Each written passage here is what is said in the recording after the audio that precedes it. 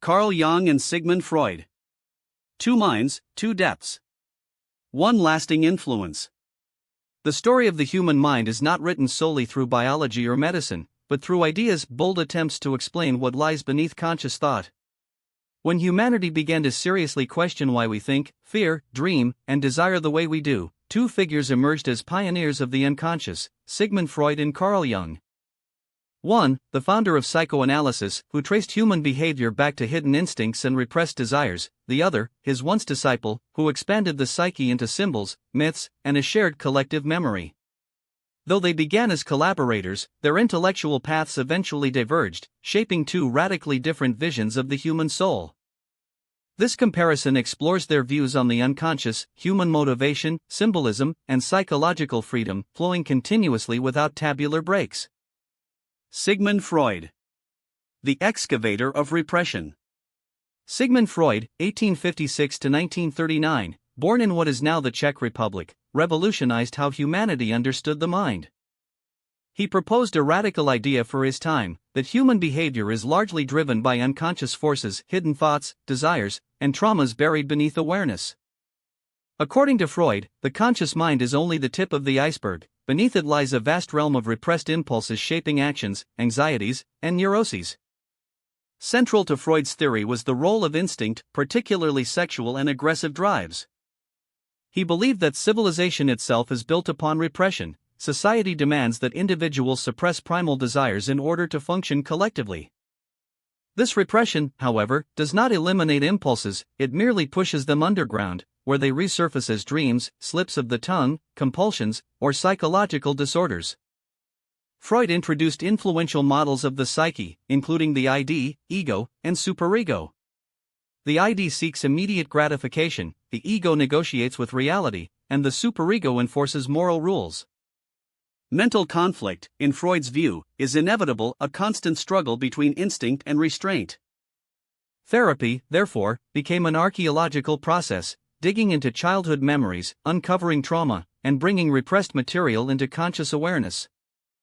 Freud's legacy is provocative and controversial. He stripped humanity of comforting illusions, portraying people not as purely rational beings, but as creatures driven by desire, fear, and unresolved childhood conflict.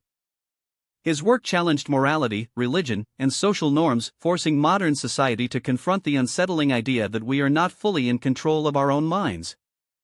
Carl Jung, the cartographer of the inner cosmos. Carl Gustav Jung, 1875 to 1961, began his journey as Freud's most promising student, but eventually broke away to forge a broader and more symbolic understanding of the psyche. While Jung accepted the existence of the unconscious, he rejected Freud's narrow focus on repression and sexuality. To Jung, the human mind was not merely a battlefield of instincts, but a vast inner universe filled with meaning. Jung introduced the concept of the collective unconscious, a deep psychological layer shared by all humanity. Within it reside archetypes, universal symbols and patterns such as the hero, the shadow, the mother, and the wise old man. These archetypes surface in myths, religions, dreams, and art across cultures and centuries, suggesting that the human psyche carries inherited structures of meaning. Unlike Freud, Jung viewed dreams not primarily as disguised wish fulfillment, but as messages from the unconscious seeking balance and wholeness. He believed that psychological health depends on individuation, the process of integrating all aspects of the self, including the darker, hidden parts. Rather than suppressing the shadow, Jung encouraged understanding and integration. Jung's psychology leaned toward spirituality, mythology, and symbolism. He explored Eastern philosophy, alchemy, astrology, and religion, seeing them not as superstition, but as expressions of psychological truth. His vision of the human being was less tragic than Freud's, not merely a prisoner of instinct, but a seeker of meaning striving toward inner unity. The split, instinct versus meaning. The rupture between Freud and Jung was inevitable. Freud saw Jung's ideas as mystical and unscientific, Jung saw Freud's theories as reductive and pessimistic. Their disagreement was not merely academic, it reflected two fundamentally different views of human nature. Freud emphasized causation, past trauma shapes present behavior. Jung emphasized purpose, the psyche moves toward growth and meaning. Freud focused on pathology, Jung focused on potential. One sought to cure neurosis, the other sought to awaken the soul. Yet together, they form a complete map of the human mind. Freud teaches us to confront what we repress, Jung teaches us to listen to what we symbolically express. One uncovers the roots of suffering, the other points toward transformation. Legacy and modern relevance. Freud and Jung continue to shape psychology, culture, and self-understanding. Modern therapy, literature, cinema, and even personality theory carry their fingerprints. Freud challenges us to face uncomfortable truths about desire and power. Jung invites us to explore dreams, myths, and the deeper meaning of our inner lives. Their enduring influence reminds us that the mind cannot be reduced to a single theory. Human psychology exists at the intersection of biology, memory, symbol, and meaning, and understanding it requires both excavation and imagination.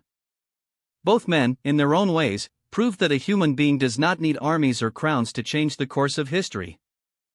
A ship, a camel, a caravan, or simply a pen and parchment, armed with vision and courage, can redraw humanity's map. Marco Polo and Christopher Columbus remain immortal, not for dominion over lands, but for expansion of human awareness. They are the explorers who, beyond their journeys, continue to rule the realms of geography, imagination, and history. If you like this comparison, don't forget to support the channel. Likes, comments, and subscribing power the continuation of content like this. Which other explorers, thinkers, or historical adventurers do you think we should compare in the next video?